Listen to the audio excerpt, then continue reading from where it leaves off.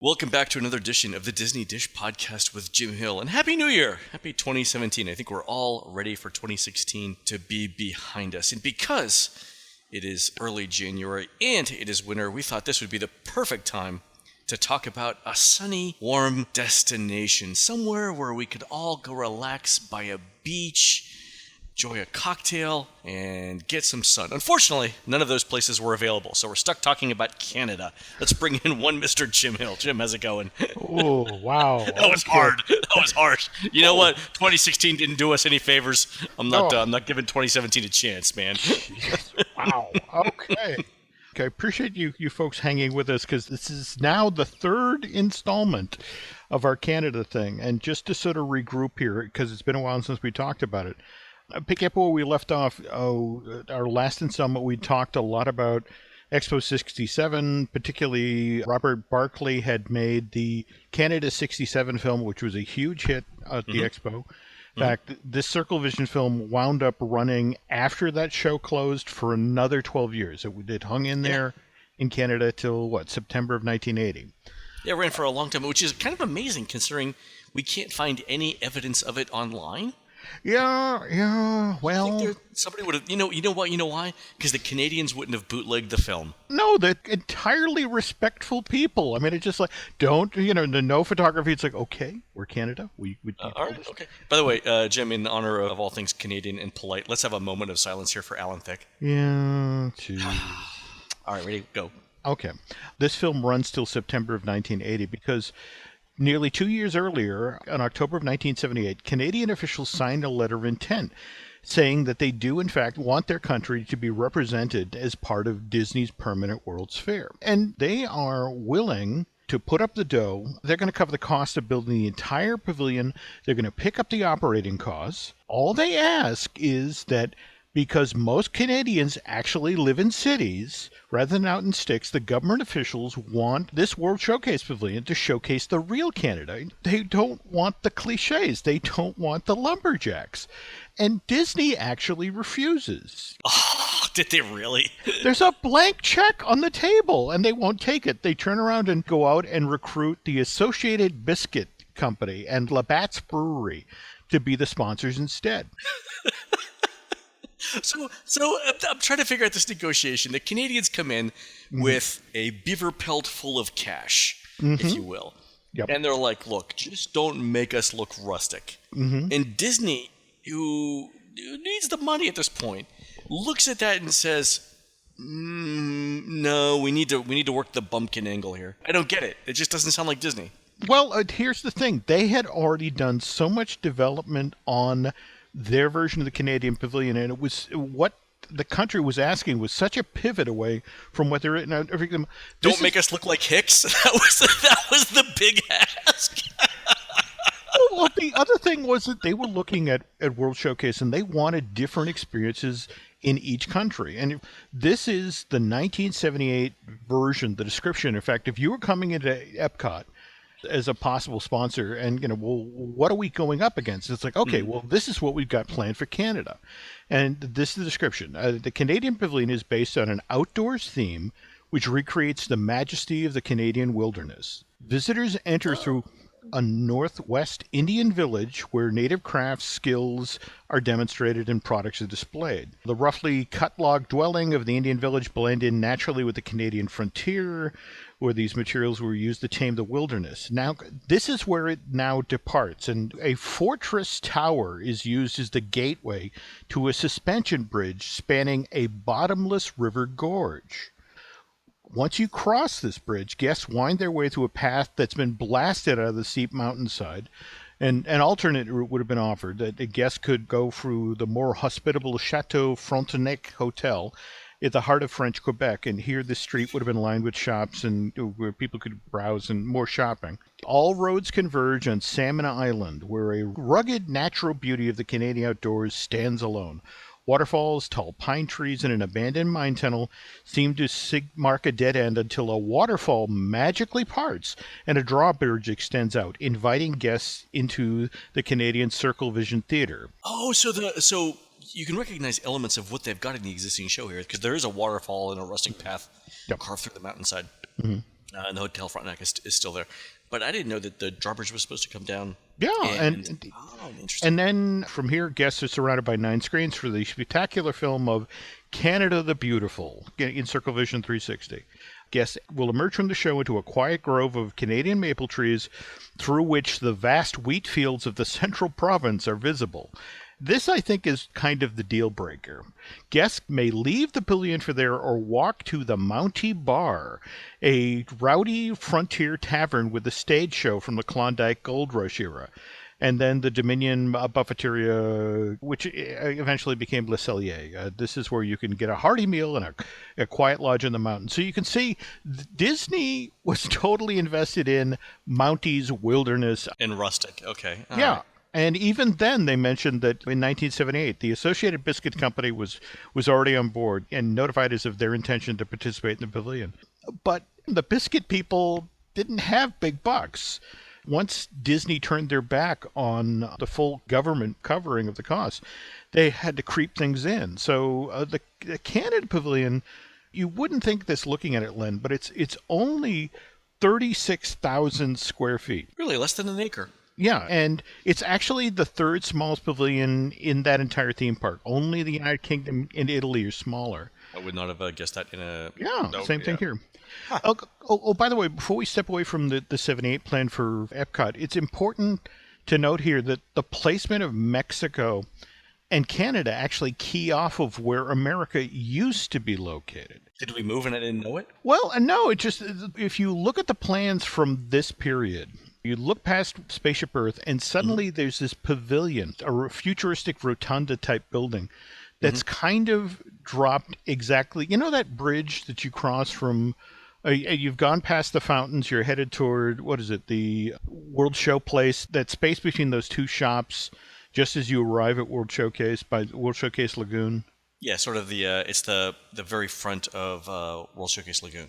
Yeah, but where the bridge was, or is today, was where the American Pavilion was going to be built. And the idea was that America, because it's a forward-thinking nation, could actually stand with one foot in the future, but still be a member nation. So where the American Adventure is built today was going to be a bridge of peace and understanding that would take you by this giant fountain that would shoot water 100 feet in the air. And the Imagineers kind of lost faith in this design idea, largely because they believed that Americans would only come and do Future World in America and then sort of look at World Showcase and go, that's too far. Is there somewhere around here that I can get beer and a dog? Because I don't want to walk all the way over there.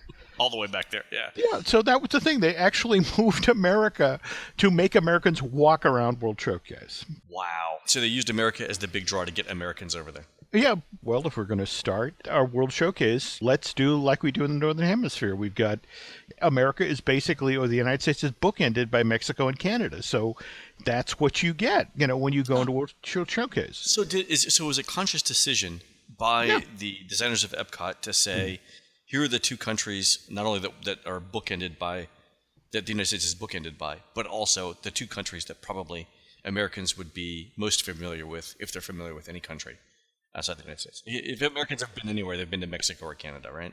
Yeah, and it's just so it's like you put the familiar things, and then even then it's like you look at Canada, is kind of, you ease people into the UK. It's like, okay. Yeah, English speaking French, which is basically English, but and then you go into Morocco. That's true. Now you even get a little bit of that on the Mexico side, because you go Mexico, Norway. So it's really North America, Western Europe again with France, and then things start to get exotic. So yeah, you're right. Then it's sort of like you go to China, and then you go back to Western Europe, or you go to Morocco, and then you go to Japan, which is even more exotic. Then you come back to the United States. Yeah, so that's interesting. You never go more than two countries, I guess, without coming back to either Western Europe or the United States. This is strange. This is weird. Oh, I know them. Okay, good. Oh, the Germans. You know the Germans. There we go. Anyway, okay, so jump to October of 79. Ground is officially broken on Epcot. It takes a full year of site prep or that sort of thing before they can then start looking at doing World Showcase. I mean, by now... Wait, hold on. Wait, groundbreaking for Epcot was in 1979? October of 1979. And so they built all of Epcot in 3 years. If you can believe it, yeah. I have difficulty believing this. Again, remember the greatest generation. Okay, all right, fair they enough. could build things. Their In sons the are now building Avatar. It's like, I need Yes. a nap. Not as well either. Yeah, so I'm trying to think of the time it took for them to come up with and perfect Rivers of Light. We would have 2/3 of Epcot. La la la la la. So why I don't get media invites from that. I was about to say, and now you're taking me down with me, you Testa. All right, All right. I hope All right, you're go ahead. happy. Yeah, we'll forget about this. All right, Okay. go ahead. It was a different time. Yeah, okay, so in January of 1981, they finally begin constructing of a World Showcase, and the first two places that get put into construction are Canada and the UK. And they start there because work is well underway on Journey into Imagination and Land, and the belief is like, well, we've got all this construction equipment and these crews right here. We can expand the site out and tap into the resources. Anyway, so right from the get-go, the whole point of doing the Canadian Pavilion was to circle back on the strength of Expo 67 and do another Circle Vision movie. Mm-hmm. You had Robert Barkley, who'd made this amazing film that everybody loved. And so does Disney circle back and get him? It's like, no, that was in Walt's era when, the whole notion is, I want to bring new people in. Now it's 1980s Disney, and they have a tendency to just go in-house. So they reach out to Bill Bosch to serve as the writer, director, and editor of this thing. Now, just to be clear here, Bill wasn't a neophyte. He'd actually worked at Disney for 15 years before he got this assignment. Mm-hmm. He started the company at 53 and actually worked on film-based attractions like Flight to the Moon, Hall of Presidents, and Mission to Mars. So he was a guy that senior management at WED trusted, and they knew if they sent him to the field, he'd come back with the footage that they needed to deliver a high-quality finished product. Fair enough. But here's the thing. Unlike Barkley, Bosch had never been to Canada before. So how could you never have you? I guess if you live in Southern California, you could never have been to. There you go. If you live in the Northeast, you could get lost one day and end up in Toronto. I mean, that's happened to me many times, Len. Yeah, you live in New Hampshire. I mean, you walk at the wrong side of your house, Jim, and you're halfway to Montreal. That's right. All I know is I've gone wrong when I can smell the poutine. It's sort of like, all right, hang on, gotta go back. All right, so anyway, starting in 79, he reaches out to Canadian Ministry of Tourism and says, well, where should I shoot? And they help him put together a list, and he then spends the next 6 months scouting all these locations. And once that trip is over, they start shooting in May of 1980. Wait, he spent 6 months scouting but not actually shooting the film? Canada, it is second only to Russia in land size. And the conceit of this movie was going to be that they would shoot in every Canadian province during all 4 seasons of the year. And when you talk with these guys, they talk about, there's one scene in the movie where it's like kids outside in the street in Ottawa playing hockey, and it's just sort of like, oh yeah, it's a nothing scene. What should have taken 5 minutes to shoot? It's like that day it was 24 degrees below zero. The cameras aren't working. No one wants to go. That's the thing. And with the wind chill, it's 50 below, and so every time they'd shoot, they'd run over and throw a quilt over the camera. Because, again, they're trying to keep the lenses from fogging. Oh, right. Yeah. Yeah. And then when you're doing that much shooting, he's got a team of 7. They come back to Burbank with 250,000 feet of footage, which they now have to cut down to a 17-minute long movie. That's literally almost a million seconds. Oh. What is that? 3,000 hours of film? Yeah. And just picture that. It's like, do we want this Canadian goose or that Canadian goose? I mean, they've got multiple cameras for each shot. Okay, all right. So that's how they got. Okay, all right. Okay. Yeah. Do we want this goose or that? All right. So anyway, they finish shooting August of 81 and they begin cutting it down. By May of 1982, it's in good enough shape that Disney can actually begin testing it inside of the Circle Vision Theater. I mean, this is 5 and 6 months out from the opening of the park. They're actually able to bring in cast members to run them through the building, and they determined that this, 4,100-foot square theater can hold 590 people, which means it's a 17-minute long movie, which means a 20-minute long cycle time, which means they can get close to 1,800 people an hour through this thing, which is, it's like 3 shows an hour. That's great. Okay, so you figure you're running it by May. So the premiere, when you have it in the middle of October, what could go wrong? We've been testing this thing for 6 months. Okay, so this is straight from the Lake County Ledger. They wrote this story up on October 16th, 1982, 3 days after the Canadian Pavilion had its official premiere. So Walt Disney officials were red-faced as they walked the Labatt's Brewery executives through Epcot's Canada Pavilion to show off all of the wonders that their company had helped paid for. So they arrive at the entrance of O Canada, the 360 movie, which at that time, it was being presented in the Moosehead Mine.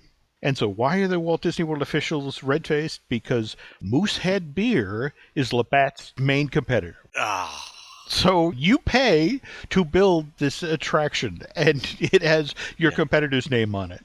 Evidently, the sign lasted long enough for the executives to walk into the movie and start to see it. By the time they came out, Disney had pulled it down and was already getting a new sign painted. But it's like, why did we miss that?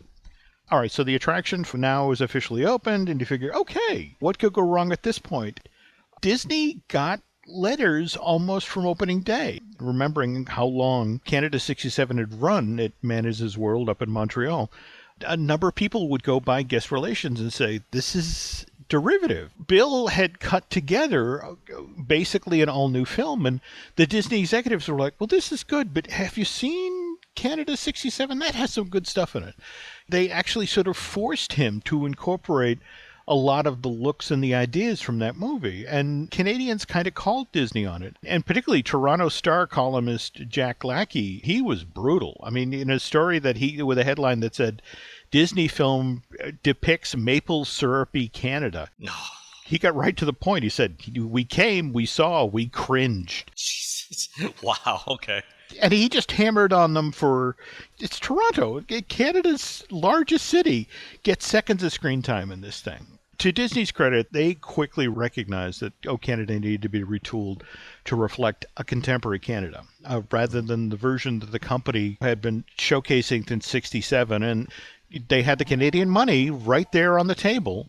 And it's like, no, we need this to be a wilderness. That's what we need this to be like. So you have an Angela Slassie, who's a publicist for Walt Disney Canada's office in Toronto.